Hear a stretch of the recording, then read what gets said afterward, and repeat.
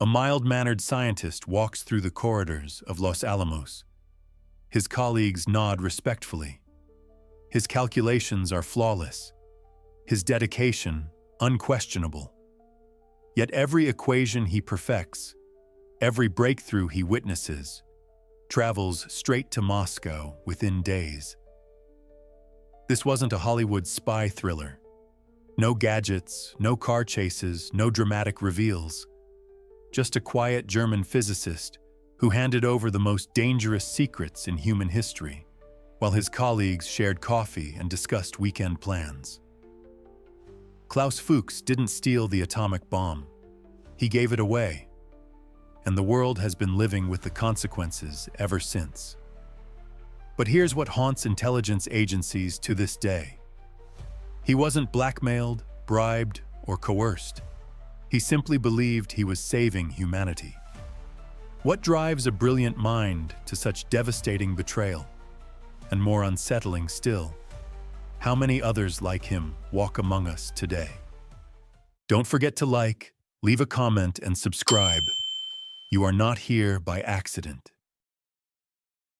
Picture 1920s Germany. Street battles rage between opposing ideologies.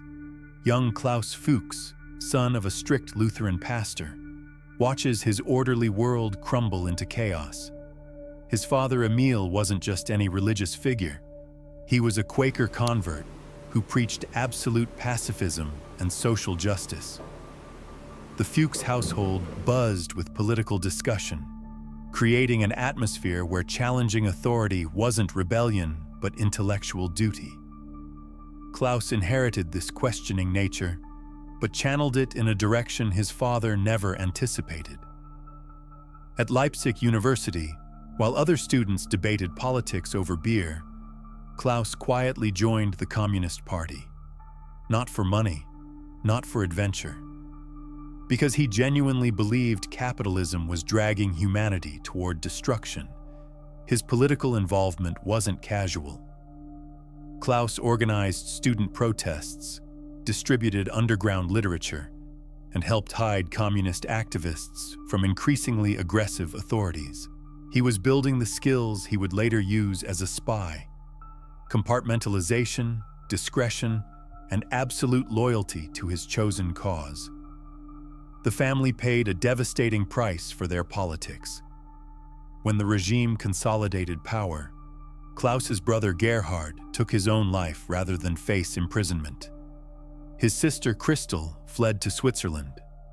Another brother, Klaus's own twin Konrad, was arrested and tortured in custody. Klaus himself escaped by pure chance. A fellow communist warned him that authorities planned a mass arrest of party members the following morning. That night, Klaus walked out of Germany with nothing but a small suitcase and forged papers. His journey to Britain wasn't the desperate flight of a refugee. It was a calculated retreat. Klaus had already decided this wasn't the end of his political involvement, merely a tactical withdrawal. He carried with him something more dangerous than weapons: an unshakable belief that Western democracy was a facade hiding capitalist exploitation. Britain welcomed this brilliant refugee scientist. Oxford opened its doors, impressed by his academic credentials and apparent political moderation. Within months, he was pursuing advanced physics, studying the very forces that held atoms together. But Klaus Fuchs had never abandoned his true mission. He was simply waiting for the right opportunity to serve his real allegiance.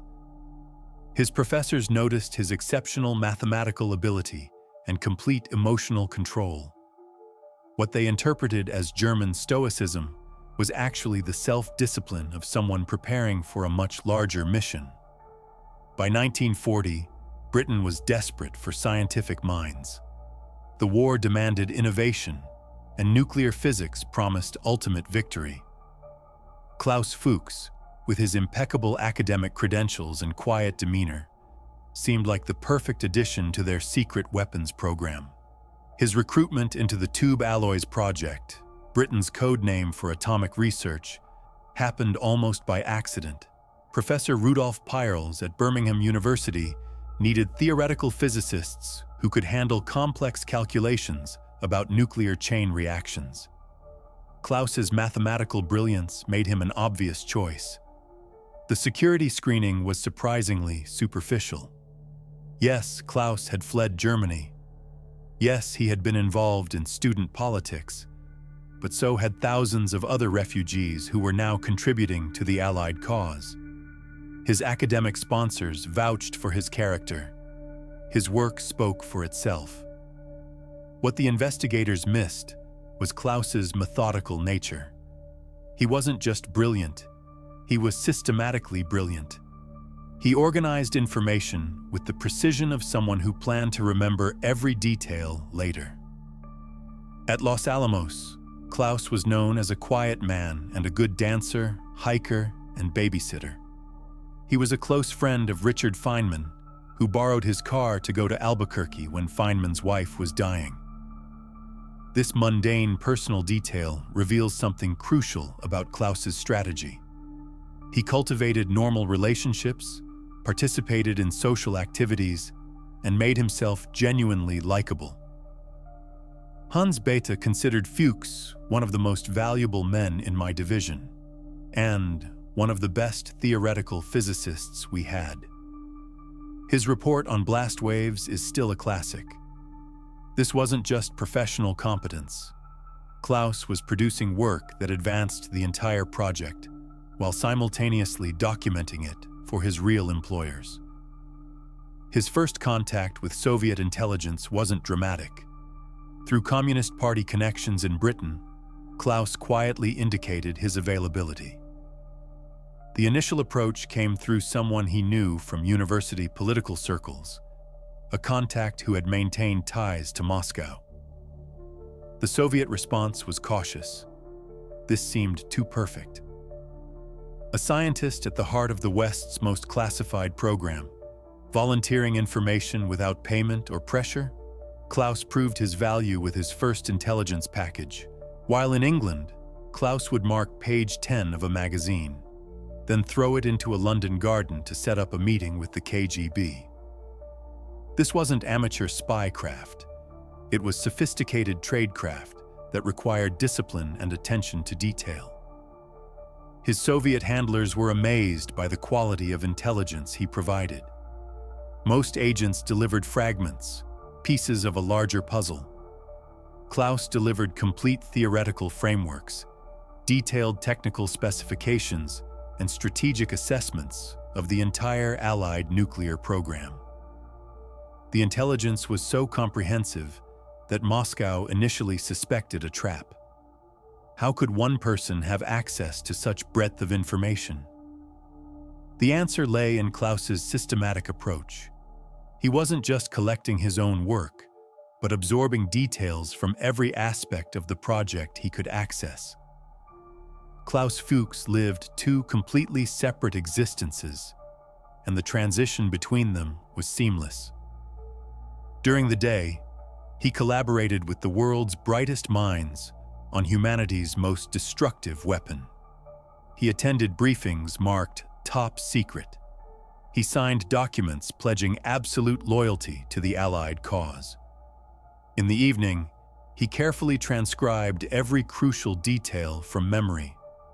Charts, formulas, theoretical frameworks, everything that could accelerate Soviet nuclear development. His main courier in the United States was Harry Gold, a Swiss-born chemist from Philadelphia who was willing to travel wherever Klaus was stationed. Gold was an experienced group handler, chosen specifically because it was safer than having Klaus meet directly with Russian operatives. Gold reported after his first meeting with Klaus, "He obviously worked with our people before, and he has a scientific background." Their meetings were carefully choreographed. Klaus would arrive at predetermined locations carrying specific recognition signals, sometimes a tennis ball, sometimes a particular book. The handoffs weren't dramatic spy thriller encounters. They met in ordinary locations: a bridge in Santa Fe, a movie theater in New York, quiet residential streets. Klaus would pass along packages containing technical drawings, mathematical calculations, and detailed reports on experimental results. What made Klaus so devastating wasn't just his access, it was his scientific understanding. He could prioritize information, explain complex concepts in accessible terms, and anticipate what questions Soviet scientists would ask. His intelligence reports read like classified technical manuals because that's essentially what they were. Between 1942 and 1949, Klaus systematically transferred nearly every significant development in Allied nuclear research. His reports covered uranium enrichment methods, plutonium production techniques, weapon assembly mechanisms, and theoretical calculations for hydrogen bomb development. Klaus maintained perfect psychological equilibrium through clinical compartmentalization. Colleagues noticed his ability to work intensely on classified projects, then appear completely relaxed at evening gatherings. He played piano, discussed literature, and maintained normal friendships. Unlike most agents, who required constant management and emotional support, Klaus operated with complete independence. He needed no motivation beyond ideological commitment, no financial incentives, and no recognition. By 1945, the Manhattan Project neared completion. Klaus Fuchs had witnessed every crucial breakthrough, every engineering solution, every theoretical advance. He was present at Trinity, the first atomic test in the New Mexico desert. While other scientists watched in awe and horror at the power they had unleashed, Klaus was mentally cataloging technical details that would soon reach Moscow.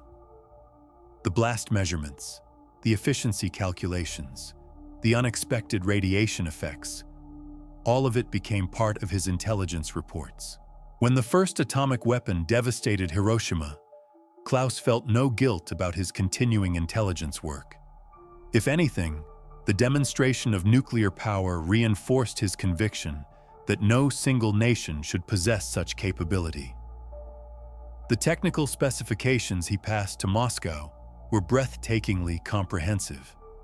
Not just weapon design principles, but specific engineering solutions that had taken the Manhattan Project years to develop.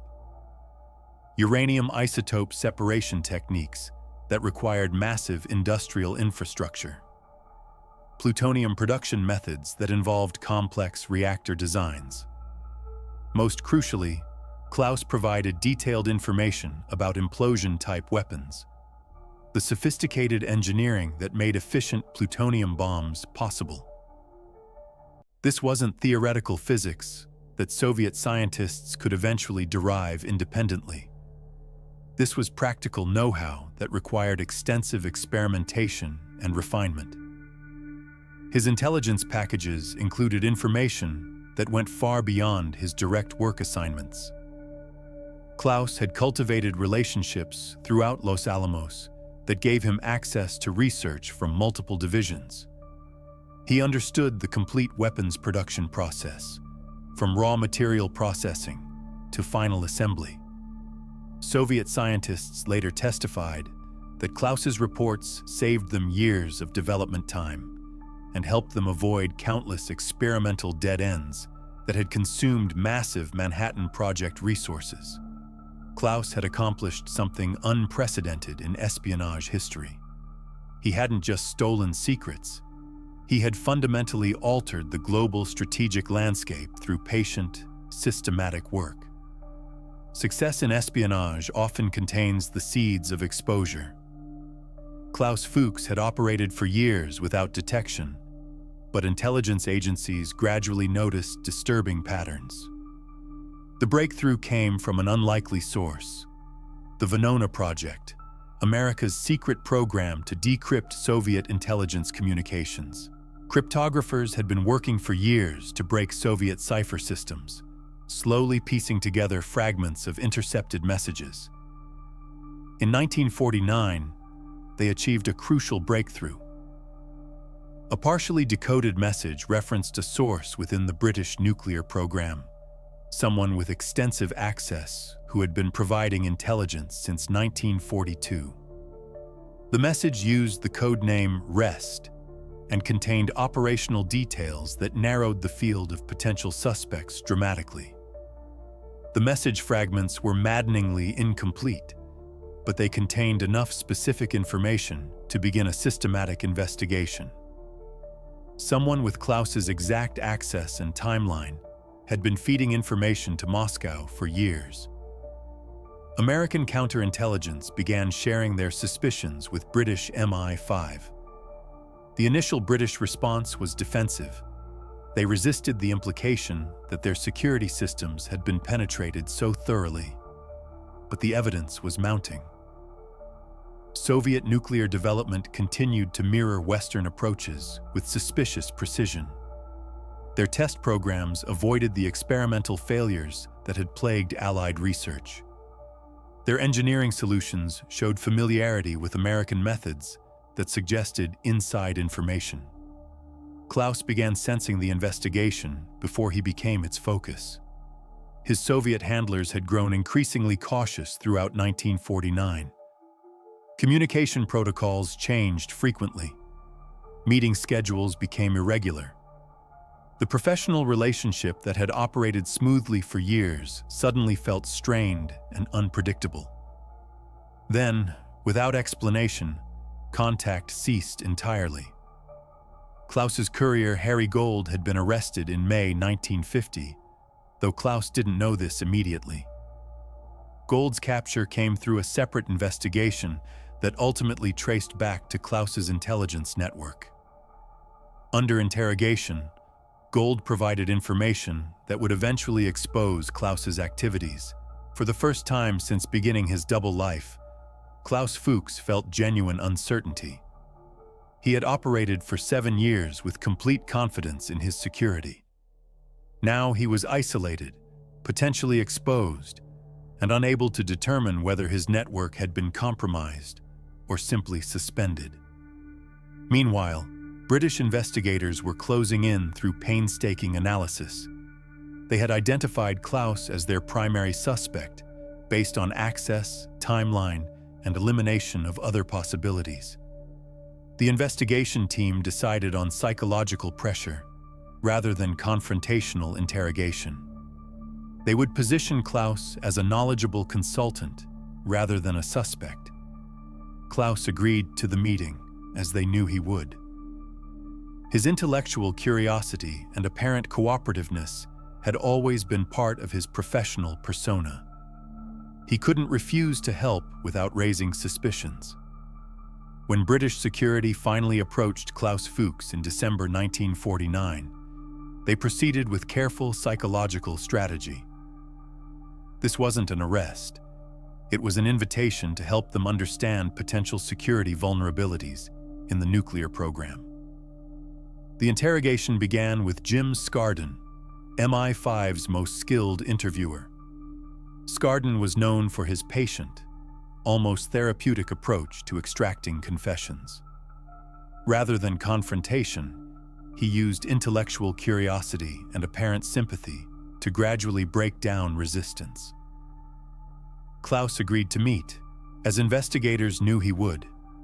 His intellectual pride and apparent desire to be helpful made refusal impossible without raising immediate suspicions. The initial sessions felt almost academic. Scarden posed hypothetical questions about security procedures, about possible vulnerabilities in the research environment. Klaus answered thoughtfully, as any concerned scientist might. But gradually, the questions became more specific. Scarden mentioned names, people Klaus recognized from his intelligence network. He referenced meeting locations Klaus had used. He described operational methods that matched Klaus's own practices. The psychological pressure was subtle but relentless. Scarden never directly accused Klaus of espionage. Instead, he created an atmosphere where Klaus could see that his interrogators already knew most of the truth. They were simply giving him an opportunity to provide context and explanation.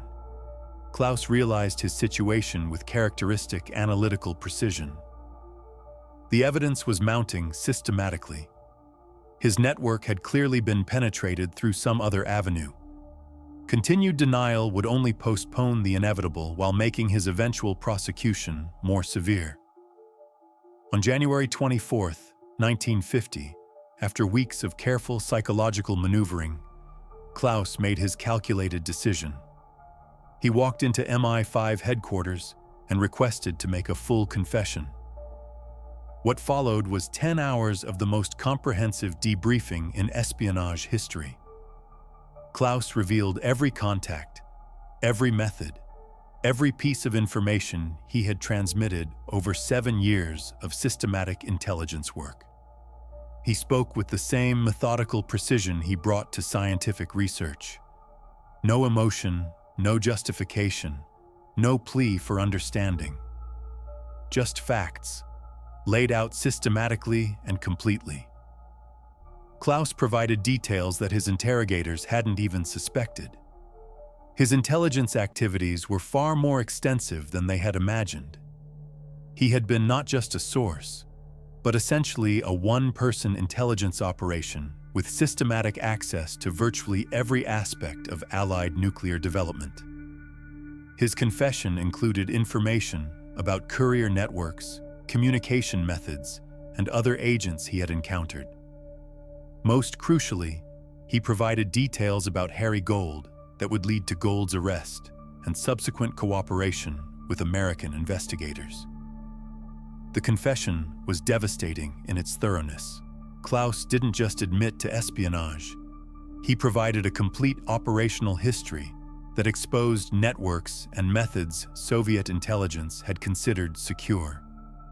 His interrogators were stunned by his apparent lack of emotional involvement.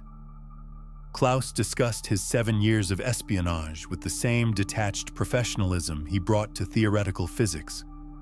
There was no drama, no regret, no attempt to minimize his actions or their consequences. When asked about his motivations, Klaus provided a characteristically analytical response. He explained his ideological evolution, his assessment of global political dynamics, and his conclusion that nuclear monopoly represented an unacceptable strategic threat.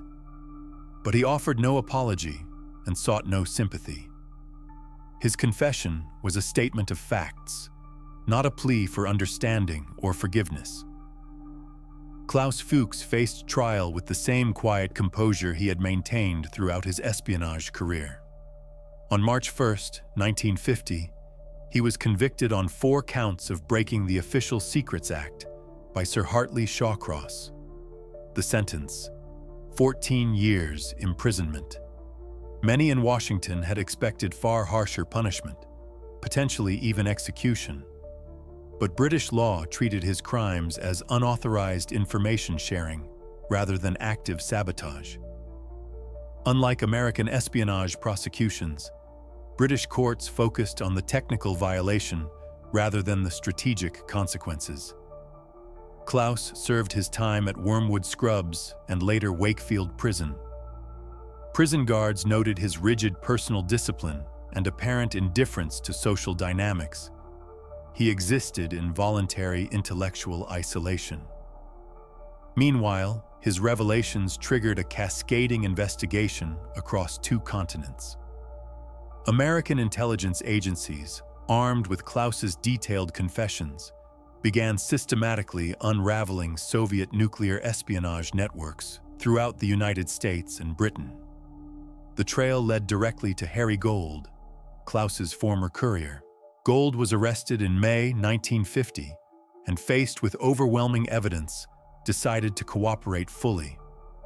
His confession provided information that exposed additional agents throughout the American nuclear complex. Gold's testimony led investigators to David Greenglass, a machinist who had worked at Los Alamos and provided technical information about weapon assembly. Greenglass, in turn, implicated his brother-in-law Julius Rosenberg and Rosenberg's wife Ethel. The Rosenberg case became a national obsession. Unlike Klaus's quiet confession and imprisonment, the Rosenberg trial played out as an ideological battle that divided American society. Their conviction and subsequent execution in 1953 turned them into martyrs for some and symbols of treacherous disloyalty for others. The irony was stark. Klaus Fuchs, who had provided far more comprehensive intelligence over a longer period, served his sentence quietly while continuing his scientific work in prison. The Rosenbergs, whose contributions were relatively minor compared to Klaus's systematic intelligence operation, faced the electric chair and became international symbols. Klaus's confession also exposed several other agents in the Soviet nuclear espionage network. Alan Nunn May, another British physicist, was arrested and convicted. Morton Sobel, an American engineer, fled to Mexico, but was eventually captured and prosecuted, along with the Rosenbergs. The entire network that had systematically penetrated Western nuclear research for nearly a decade was systematically dismantled because of Klaus's comprehensive confession. His decision to reveal everything he knew destroyed intelligence operations that had taken years to establish. Soviet intelligence was devastated by the exposure. Not only had they lost their most valuable source, but his revelations had compromised networks they had considered completely secure. The KGB was forced to suspend numerous operations and rebuild their Western intelligence capabilities almost from scratch. But the damage extended beyond operational security. Klaus's case revealed fundamental flaws in Western counterintelligence that went far beyond individual security failures. His success demonstrated how ideological conviction could create espionage threats that traditional security measures couldn't detect or prevent. In 1959, Klaus Fuchs walked free after serving 9 years of his 14-year sentence. His early release for good behavior triggered immediate controversy in the United States, where many considered him the most dangerous spy in history. Britain immediately deported him to East Germany, where authorities had been quietly negotiating for his transfer. The GDR wasn't just offering Klaus sanctuary, they were providing him with an entirely new professional identity as a respected scientist and subtle propaganda asset. East German officials welcomed him with carefully orchestrated discretion. No public celebrations, no media interviews, but immediate assignment to a prestigious position at the Central Institute for Nuclear Research in Rossendorf, near Dresden. Klaus resumed his scientific career as if the previous decade had been a brief interruption. He was appointed deputy director of the institute, given his own research team, and encouraged to pursue theoretical work that interested him. But his new life came with unspoken expectations. While Klaus never became a public spokesman for East German socialism, his presence served important symbolic purposes. Here was proof that Western democracy punished scientists for their political convictions, while socialist states valued their contributions regardless of past conflicts. Klaus understood his role perfectly, but participated on his own terms. He attended official functions when required, but steadfastly refused to discuss his espionage activities publicly. Colleagues at Rossendorf described him as brilliant and methodical.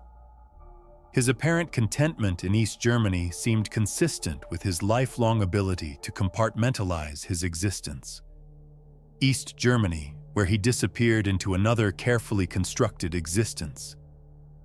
East German authorities welcomed him as a hero of socialist science. He received a prestigious position at the Central Institute for Nuclear Research, along with official recognition for his contribution to global nuclear balance. But Klaus remained as enigmatic as ever. He gave no interviews about his espionage activities. He wrote no memoirs. He simply returned to physics, as if his years as history's most successful nuclear spy had been a brief intermission. Colleagues in East Germany described him much as his British counterparts had: brilliant, dedicated, and somehow remote. He seemed to exist in a space between worlds, belonging fully to neither. Western intelligence agencies continued monitoring him, wondering if he would resume active espionage. But Klaus Fuchs had apparently concluded his mission. He had achieved nuclear parity between superpowers and saw no need for further intervention. His silence was more unsettling than any statement could have been. Here was a man who had reshaped global politics, yet acted as if nothing extraordinary had occurred. Klaus Fuchs passed away quietly in Dresden on January 28, 1988, at age 76. He had taken his deepest motivations with him, leaving no comprehensive explanation of his choices. His few public statements were characteristically analytical. Nuclear monopoly was dangerous. Balance of power was stabilizing. These weren't emotional justifications, but intellectual conclusions reached through systematic analysis. This analytical detachment was perhaps his most unsettling characteristic. Klaus had fundamentally altered global politics while maintaining the same emotional equilibrium he brought to solving differential equations. Modern counterintelligence professionals study his case for its contemporary relevance. Klaus represents a security threat that traditional measures can't easily address. Individuals who operate from philosophical conviction rather than traditional espionage motivations. His psychological profile defied conventional models. He wasn't recruited through vulnerabilities, couldn't be managed through typical relationships, and his loyalty was to abstract principles rather than organizations. Klaus's legacy forces uncomfortable questions about loyalty and individual responsibility in a world where personal decisions can have global consequences. He proved that one person, armed with knowledge and conviction, can alter history through patient, systematic work conducted in absolute secrecy. His success reveals fundamental vulnerabilities in how democratic societies balance trust with verification and individual conscience with institutional loyalty. These tensions haven't been resolved since his exposure 70 years ago. The Klaus Fuchs case reminds us that in our world of sophisticated institutions, the greatest threats often come from quiet individuals who believe they know better than the systems they serve. The Klaus Fuchs revelation exposed systematic vulnerabilities in Western intelligence that triggered the most comprehensive security overhaul in government history. Every person with nuclear access underwent renewed investigation, creating multiple layers of psychological evaluation and lifestyle monitoring. But these enhanced measures created unintended consequences. The security apparatus became so extensive that it began excluding qualified scientists whose only liability was intellectual independence. Many creative minds that had made the Manhattan Project successful found themselves barred from subsequent research. Soviet intelligence conducted its own painful reassessment. Klaus's exposure revealed fundamental flaws in their recruitment procedures. His case forced them to develop new frameworks for managing agents who operated from conviction rather than compromise. Klaus's influence extended into academic communities worldwide. Universities implemented security reviews for faculty on government research. The informal, collaborative atmosphere of wartime science gave way to compartmentalization and suspicion. International scientific conferences became monitored events where interactions might be scrutinized by multiple intelligence services. Research projects that could have benefited from collaboration were restricted to minimize security risks.